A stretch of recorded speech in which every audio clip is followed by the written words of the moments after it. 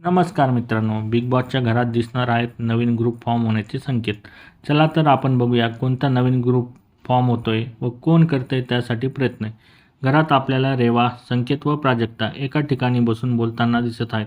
विशालने प्राजक्ताला पलटी दिल्यानंतर तिने तो ग्रुप सोडला आहे आणि काटा ग्रुपवाले राकेश सोडून तिच्याशी कोणाचं जमत नाही. प्राजक्ता बोलते, रेवा, मी तुझ्याबरोबर तुझी चावी घेतली, तुला वाईट वाटलं असेल. हे बरोबर आहे, यात तुझी पण चूक आहे. मध्येच अनुश्री संकेतला काहीतरी देते. आता अनुश्री ही संभाषण काटा ग्रुपमध्ये कन्व्हर्ट करणार. यावर रेवा बोलते, मला आता तरी कुठला ग्रुप जॉईन करायचा नाही आहे. आता आपण या ग्रुपला काही नाव न देता, काही रिव्हील न करता आपण एकमेकांसाठी उभे राहू शकतो. यावर प्राजक्ता बोलते, पण तू अशी व्यक्ती आहे ना, जे बोलशील तेच करशील. का तू अनप्रेडिक्टेबल आहेस? रेवा बोलते, मी जे पण करेल ते बोलून करणार.